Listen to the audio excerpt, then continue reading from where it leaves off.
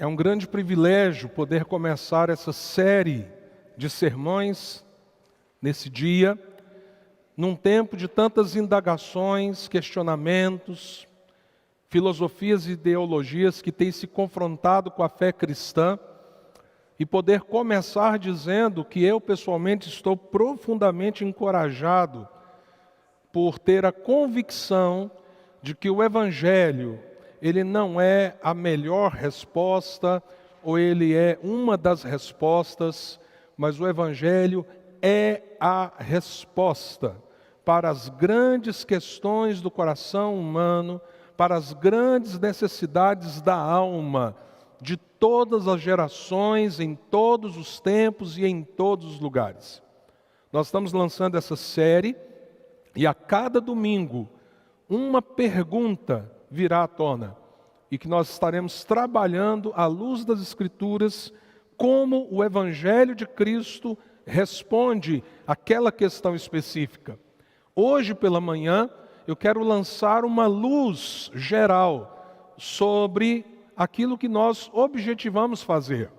Eu penso que esse conjunto de sermões é uma grande oportunidade, de um lado, para que aqueles que são cristãos possam reafirmar a essência da sua fé, mas também uma grande oportunidade para aqueles que não são cristãos e que possuem dúvidas sinceras, honestas, francas, e que estão abertos a ouvir o que o cristianismo bíblico tem a dizer sobre temas às vezes difíceis e controversos.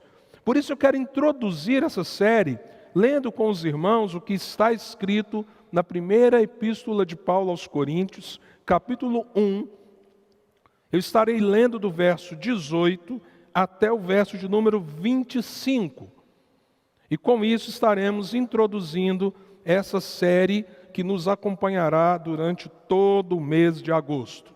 Assim diz a Escritura: pois a mensagem da cruz é loucura para os que estão perecendo, mas para nós que estamos sendo salvos é o poder de Deus. Pois está escrito: destruirei a sabedoria dos sábios e rejeitarei a inteligência dos inteligentes. Onde está o sábio? Onde está o erudito? Onde está o questionador desta era? Acaso não tornou Deus louca a sabedoria deste mundo?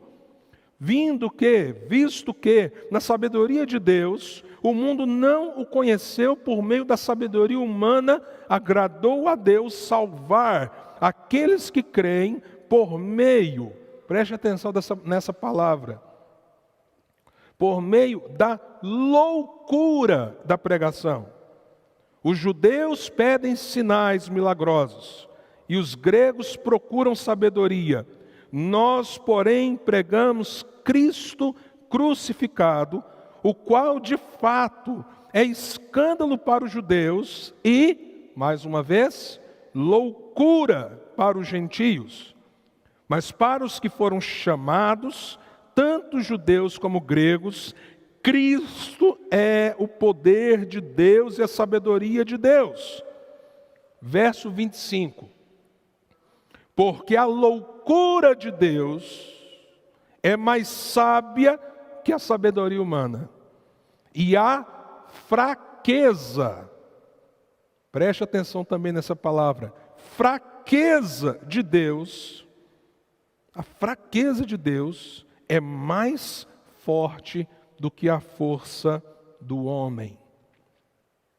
Karl Marx provavelmente é um dos pensadores mais conhecidos do mundo atual. Apesar dele ter nascido em 1818 e ter morrido em 1883, a sua visão política, econômica, tem impactado as sociedades mundo afora até hoje, e de maneira muito profunda.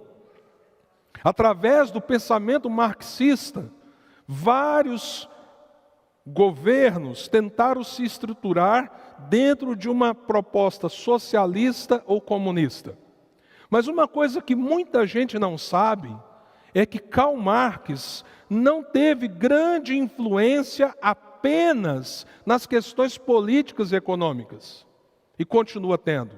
Karl Marx, ele é um dos pais da chamada sociologia da religião, a área da ciência que analisa o fenômeno religioso.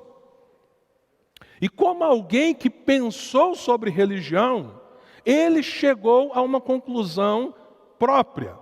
Basicamente, a conclusão dele sobre religião é a seguinte: há uma luta de classes, em que uma base de produção, chamada proletariado, está submissa a uma classe burguesa que lhe oprime. E os governos existem não para o bem-estar de todos, mas ao contrário, os governos existem para manter a classe burguesa na sua posição de domínio, oprimindo assim a base, que é o proletariado.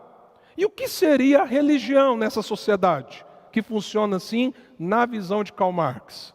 A religião, como ele inclusive escreve na introdução de um dos seus livros, é o ópio do povo. É uma fuga.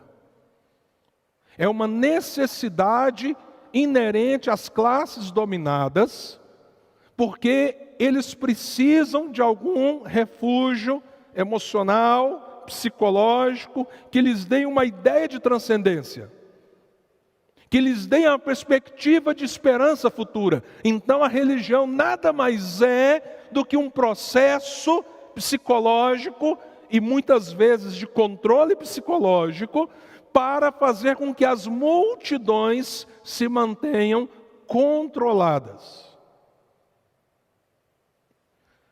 Há algo que muitos cristãos acusam Karl Marx, e isso especificamente é injusto.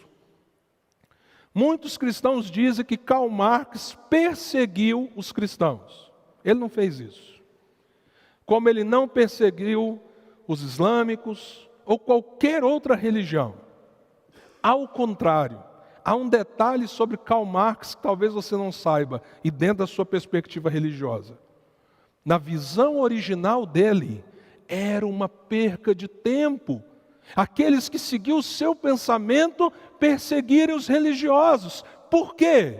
Porque a sua visão quanto à religiosidade era de uma inutilidade tão grande, mas tão grande, que você precisaria pegar a guerra necessária, abraçar o conflito necessário. O que aconteceria com a religião no decorrer dos séculos, à medida que o proletariado tomasse o poder?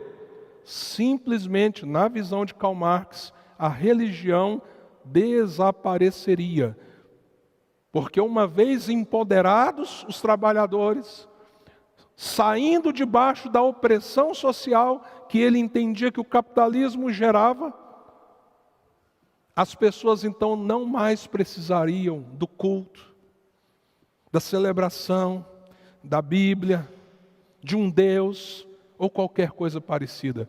Então, se tem uma coisa que Karl Marx não fez, foi estimular a perseguição aos religiosos, porque ele simplesmente ignorava qualquer importância que a religião pudesse ter, a não ser um alívio para as tensões e uma forma muitas vezes de controle social das grandes massas.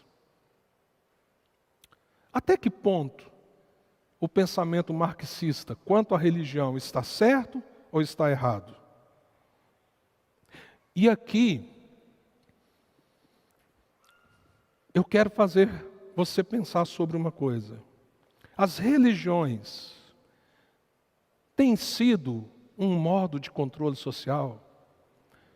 As religiões, seja qual religião for, muitas vezes têm sido um instrumento de controle das massas.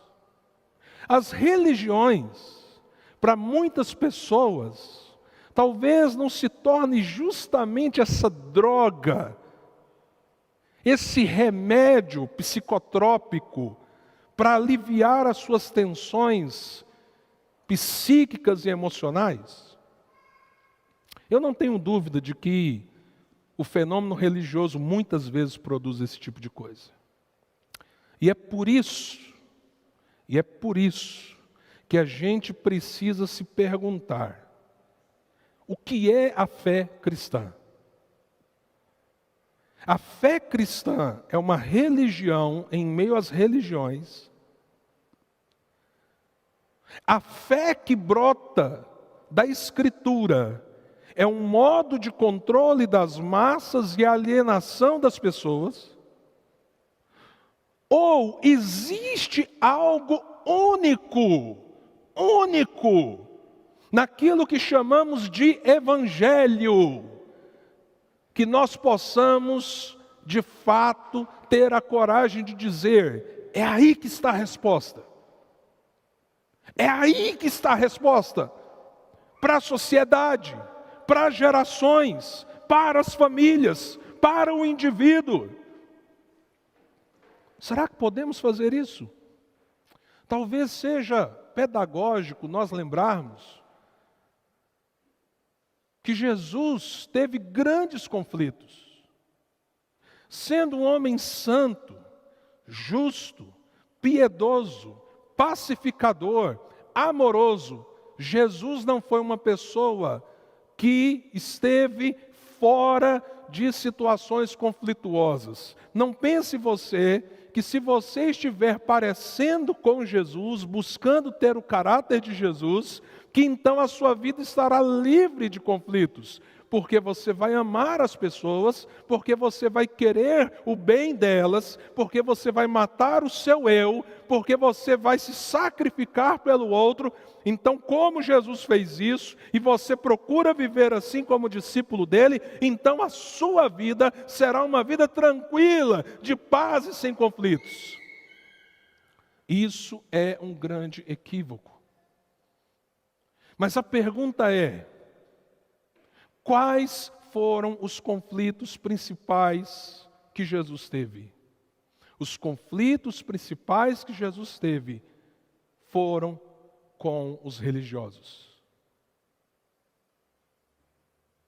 Os religiosos estão entre aqueles que arquitetaram e moldaram e trabalharam para que Jesus fosse morto e crucificado. Sabemos, temos convicção de que Jesus não foi nesse sentido simplesmente martirizado, porque a Escritura diz, ele próprio declarou: ninguém tira a minha vida, eu mesmo a dou. Porém, se você olhar, o meio pelo qual o propósito e o desígnio de Deus se cumpre, passa pelo efeito de uma religião sem uma genuína fé no Messias. Pelo contrário, por uma religião que negou o Messias. Então eu não tenho dificuldade nenhuma de afirmar que há uma diferença profunda entre o fenômeno da religião como um todo e aquilo que nós chamamos de evangelho. O evangelho, sim, é único. O evangelho, sim, é algo que extrapola a esfera de simplesmente uma tradição. Você pode ser talvez um cristão nominal, porque você nasceu numa cultura ocidental, porque você nasceu numa casa em que as pessoas professam que são cristãs, e talvez do ponto de vista religioso, você se considere um cristão. Mas quando falamos daquilo que de fato traz a resposta ao coração humano, nós estamos falando de algo muito maior do que estar atrelado a um grupo religioso que se diz cristão. Mas nós estamos falando de algo que é louco. Louco.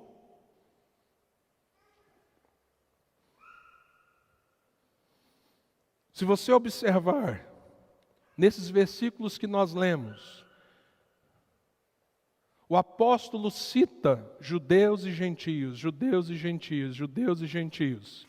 E entre judeus e gentios que creem na mensagem da cruz e judeus e gentios que não creem na mensagem da cruz.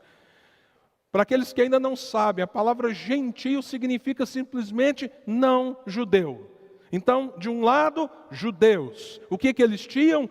Toda a lei do Velho Testamento, o testemunho de todos os profetas, os milagres extraordinários de Deus, narrados e conhecidos por eles. E os gentios, os não-judeus, tinham seus deuses, de toda sorte e natureza possível, mas também tinham as suas filosofias, os seus pensadores clássicos. Havia uma riqueza na discussão filosófica no tempo do apóstolo Paulo. E aqui ele escreve falando de gente que era judeu e gente que era gentio, mas que cria agora na mensagem do Evangelho. E ele fala de gente também, judia e gentílica, que não creem. E ele estabelece uma distinção em relação ao que o Evangelho produz na vida dos que creem e o que o Evangelho produz na vida daqueles que não creem. Porém, antes de falar um pouco mais sobre o Evangelho como resposta, você precisa entender uma coisa. Quando qualquer pessoa pregava a morte de Jesus na cruz como um caminho de salvação e redenção da parte de Deus, você precisa entender o que era cruz para as pessoas naquela época. Há poucas semanas atrás, nós colocamos aquele painel ao fundo. Eu não sei, André, se você consegue girar a câmera para que quem está em casa veja o painel por um instante. Vê se você consegue. Porque o grau aí está difícil, mas se for possível seria muito bom. Nós colocamos aquele painel lá ao fundo. E eu quero dizer para os irmãos que nas poucas vezes que eu estive aqui pregando, depois que o painel foi colocado, eu chego aqui à frente e vejo aquela cruz iluminada e o meu coração dispara. O meu coração dispara. É um misto de sentimentos. De um lado, ele dispara em temor, porque eu estou aqui para pregar o Evangelho de Cristo. Mas de outro lado, ele dispara em admiração, porque me lembra que, primeiro, a cruz está vazia. Obrigado, André. Obrigado pela projeção para quem está em casa. A cruz está vazia.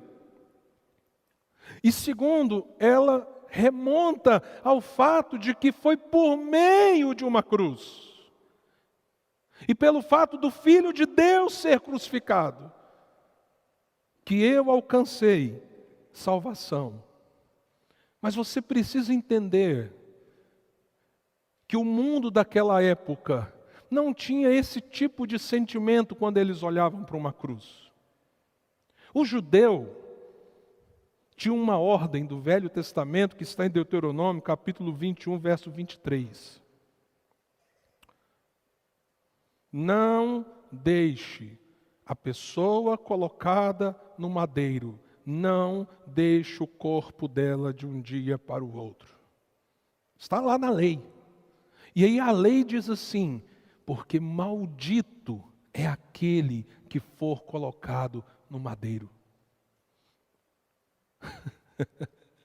Então você pensa comigo, se eu sou judeu e eu conheço a lei e sei que lá na lei está dizendo assim: maldito aquele que foi colocado no madeiro.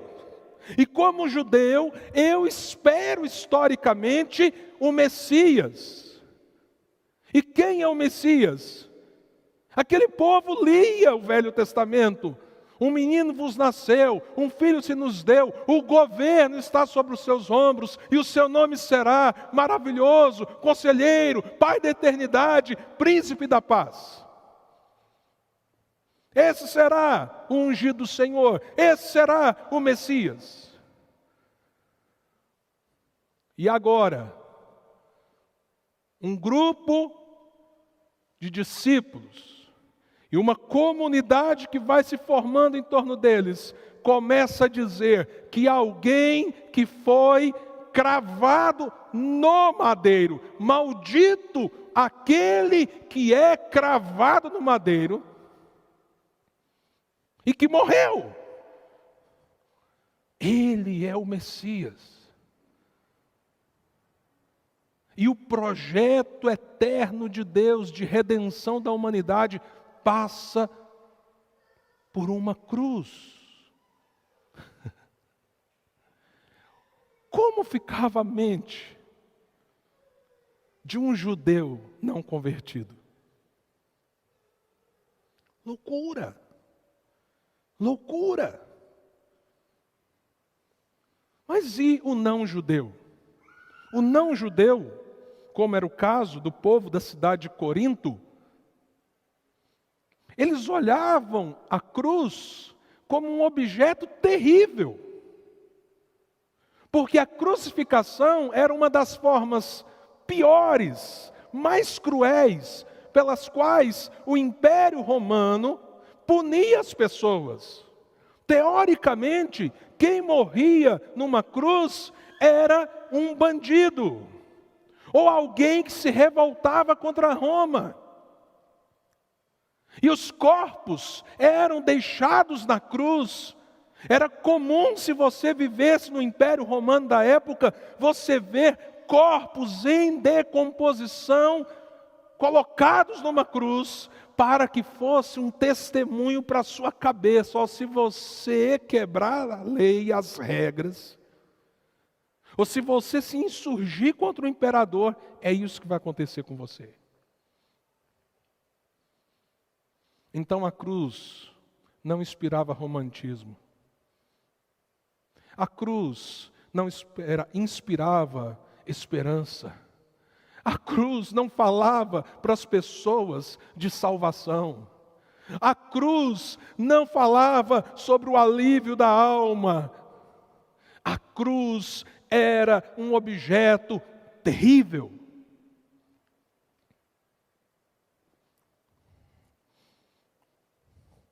Mas pastor, então se a cruz tinha toda essa perspectiva cultural, histórica, no caso do judeu, a lei do Velho Testamento, no caso do não judeu, o fato de ser um elemento de punição, de morte, de desespero, por que que o símbolo da fé cristã mais utilizado não poderia ser a manjedoura? Por que ali, ao fundo, a gente não colocou a imagem de uma manjedoura? Pensa bem, né? Bonitinho, não é? Apesar que é bonitinho também no folclore nosso ocidental, porque a manjedoura nada mais era do que um coxo. Por que que o símbolo, então, não é o túmulo vazio, o símbolo mais utilizado? Se você observar, nós apontamos muito para o Evangelho como túmulo vazio no domingo de Páscoa da ressurreição. Por que que esse não é o símbolo mais utilizado, e sim a cruz? Porque o Evangelho é o Evangelho da cruz. Na cruz, Jesus despojou os principados e potestades. Foi na cruz que ele venceu toda a autoridade espiritual do mal. Na cruz é que foi derramado sobre ele a ira contra o meu e o seu pecado. Na cruz, Deus tomou sobre si dor, sofrimento, angústia, solidão. Por quê? Porque Cristo é Deus encarnado. Ele é a segunda pessoa da Trindade.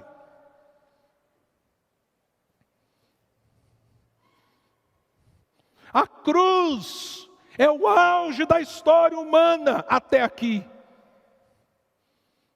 Porque sem cruz não haveria redenção, não haveria salvação, não haveria nova vida, não haveria relacionamento com Deus, haveria só religiosidade frívola, vazia, porque você continuaria buscando e querendo algo, não por causa das lutas de classe.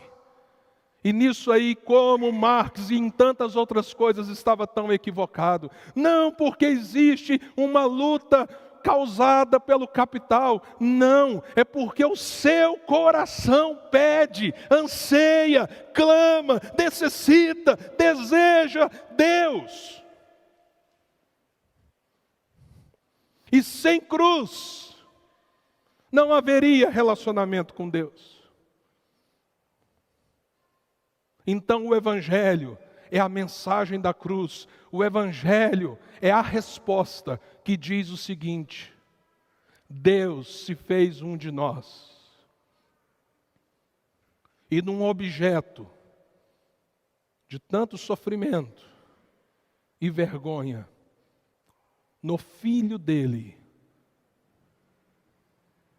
ele lançou uma morte terrível e substitutiva, para que o seu pecado fosse perdoado e para que você tivesse vida nele. E o seu anseio, a sua necessidade, a sua busca, o clamor da sua alma, aquilo que você muitas vezes não entende, mas que está por trás das grandes questões existenciais suas e das pessoas, para que isso tivesse uma resposta real, viva e verdadeira.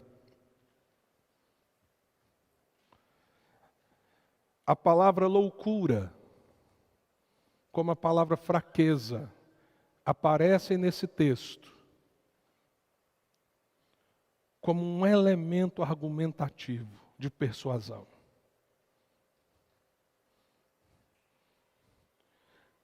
Em outras palavras, Paulo está dizendo: aquilo que para você, judeu, que leu na lei, maldito é o que é colocado no madeiro, ou para você, helenista, indivíduo que pensa de uma maneira greco-romana, aquilo que para você parece a coisa mais louca do mundo, é ali que está a sabedoria de Deus, é ali que está o conhecimento de Deus, é ali que está a revelação de Deus. E para você, que acha que um Deus poderoso se revela por meios de profunda manifestação de poder transcendental, para você que espera que um Deus real se manifeste assim, o momento mais poderoso dele na história humana foi o momento que ele parecia estar fraco. Quando Deus disse para ele mesmo: Pai, nas tuas mãos entrego o meu espírito. Isso não é um grito de derrota, mas é um brado tremendo de vitória. Assim, eu quero chegar a 3 conclusões com você, e que nós vamos trabalhar durante todo esse mês. Eu espero que todas as perguntas sejam respondidas a partir dessas 3 realidades. O Evangelho é a resposta que se autodescreve como única e verdadeira. Vou repetir. O Evangelho é a resposta que se autodescreve como única e verdadeira.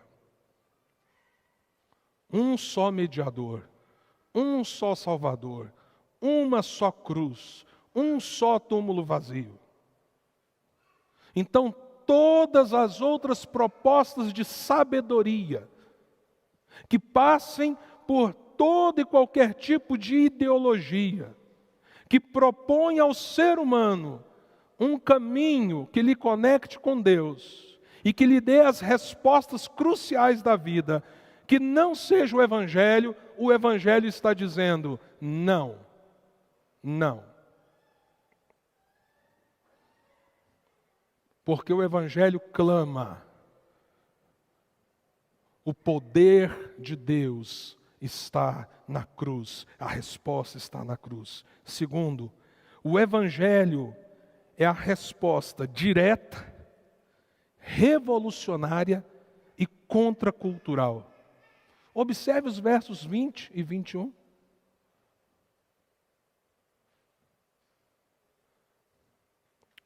Um dos grandes erros de muitos pensadores e de muitas comunidades cristãs é tentar moldar o Evangelho, a mensagem do Evangelho, a uma determinada ideologia ou filosofia, tentando fazer um contraponto e conectar as duas coisas. E eu quero dizer uma coisa para você. Em vários aspectos da vida, você vai achar coisas verdadeiras. Em outras filosofias e ideologias. Vou dar um exemplo.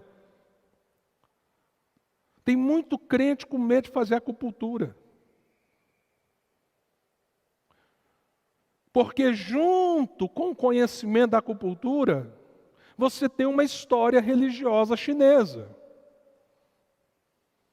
Deixa eu te dizer uma coisa, meu querido, minha querida. O conhecimento científico desenvolvido por uma cultura tão antiga como a chinesa, que conseguiu descobrir pontos no seu corpo que, uma vez ativados, eles trazem alívio, trazem cura.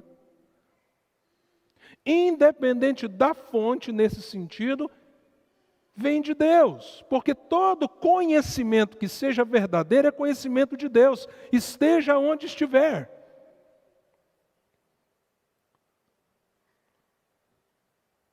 Eu já fiz acupuntura. E acho uma ciência extraordinária. Quando, por exemplo, a doutora Célia aqui da nossa igreja também se especializou em acupuntura. Pouco tempo estava tratando o ombro. E a doutora Célia vinha lá com uma agulha na minha canela para tratar o meu ombro. E dava uma batidinha assim, tum, tum, naquela agulha. E eu sentia toda uma estrutura muscular mexendo, se movendo, reagindo.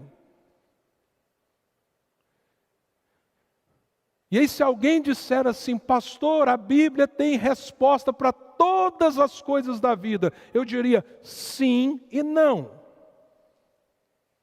Por exemplo, o conhecimento da acupuntura não está na Bíblia. Ponto.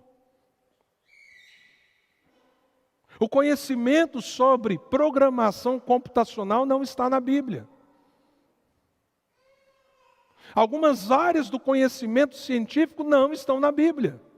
Por quê? Porque a Bíblia não é um tratado científico, ou um acúmulo de conhecimentos gerais da Bíblia. Não, a Bíblia é muito mais do que isso. Aí em que sentido, sim, aquilo que você precisa está nas Escrituras. Porque tudo aquilo que diga respeito a você como ser humano, a sua existência, quem você é, porque a sua vida é assim, para onde você está indo, quem é Deus, o que é o mundo, sim, aqui está a resposta. Aqui está a resposta. Pastor, e os outros conhecimentos? Todos eles são acessórios. E nas culturas, inclusive algumas culturas ditas cristãs, mas que no fundo, não passam de culturas escravizadas pela religiosidade. Ouça o que eu vou te dizer. Sempre haverá um choque com o Evangelho. Sempre haverá um grande choque com o Evangelho, porque o Evangelho, ele é direto, ele é revolucionário, ele é contracultural. Então, além dele se colocar como, e se autodescrever como a única verdade, ser uma resposta direta, revolucionária e contracultural, o Evangelho é a resposta que vai além do misticismo e do intelectualismo. Veja o que o texto que nós lemos diz. Verso 22. Os judeus pedem sinais. Mais uma vez, você tem que entender a diferença entre o ponto de partida do judeu e o ponto de partida do não judeu. Que sinais o judeu está esperando? Sinais objetivos de que esse Messias proclamado pela fé cristã seja aquele prometido no Velho Testamento. Então os judeus pedem sinais. E o texto continua dizendo assim: e os gregos procuram o quê? Sabedoria. Há toda uma questão em volta do que nós chamamos de logos e do pensamento clássico grego, que eu não tenho aqui como passar para vocês. Mas basicamente, a influência grega tão presente naquele tempo em que Roma era o grande império, dizia que o que você poderia conseguir para transcender essa vida tão breve é o logos, a sabedoria, o conhecimento. E o apóstolo chega aqui e nos diz: o judeu está pedindo sinais. Os gregos estão buscando conhecimento. Mas para os que foram chamados, tanto judeus como gregos, Cristo é o poder de Deus e a sabedoria de Deus. Por quê? Porque a loucura de Deus, vitória numa cruz, a loucura de Deus, o próprio Filho morto, a loucura de Deus, o peso dos nossos pecados lançados sobre Ele, a loucura de Deus de nos amar tão loucamente ao ponto de lançar sobre Ele a minha e a sua culpa. A loucura de Deus é mais sábia do que a sabedoria humana, e a fraqueza de Deus,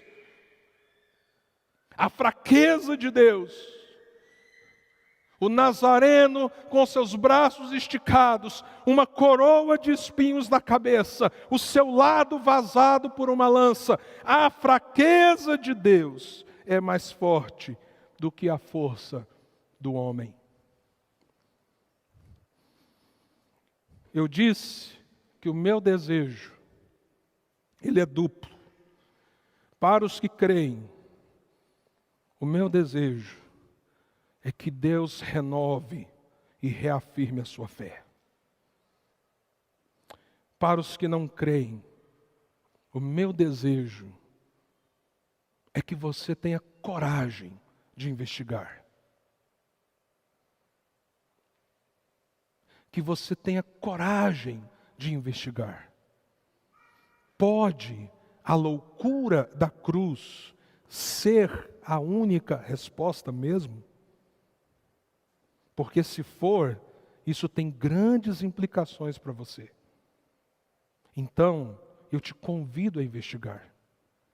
Hoje à noite, nós vamos mergulhar na pergunta: como um Deus bondoso pode permitir o sofrimento?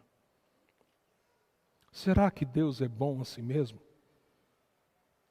E se Ele é bom, por que tanta coisa ruim acontece? Venha investigar. Venha investigar. E você que crê, está na hora de reafirmar e aprofundar a sua fé.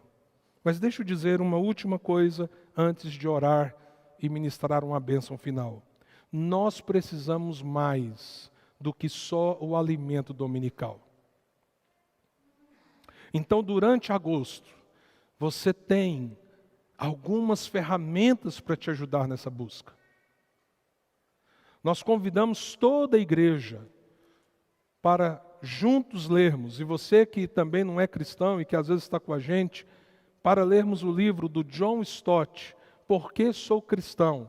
John Stott é um dos pensadores contemporâneos nossos mais conhecido, mais renomado. Ele faleceu em 2011, se estivesse vivo faria 100 anos nesse ano de 2021. E esse é um livro gostoso de ler, são só 140 páginas e você tem todo o mês para ler lá com a sua família o livro Porque Sou Cristão. E para te ajudar a digerir aquilo que o livro trabalha, nas quintas nós teremos lives especiais. As lives de quinta-feira às 19h30, elas serão sobre o conteúdo do livro e sempre com um convidado especial. Nessa quinta estará conosco o pastor Vinícius Jordão. Ele é pastor atualmente em Séries e é um jovem pastor e ele estará participando dessa live conosco. Então coloque na sua agenda. Você vai poder fazer perguntas, colocações usando lá o chat do YouTube. Mas nós precisamos também orar. E amanhã, então, a gente retoma as convocações de oração. Por último, irmãos, já está disponível a devocional do primeiro dia no aplicativo da Igreja Luz. Você terá uma porção de um grande autor cristão, todos os dias, postado no nosso aplicativo. Se você não baixou, você vai poder baixar aí na sua Play Store, na sua loja, para Android, para iOS, e você vai poder então ler essa devocional diária, além das devocionais em áudio que os pastores da igreja continuarão mantendo.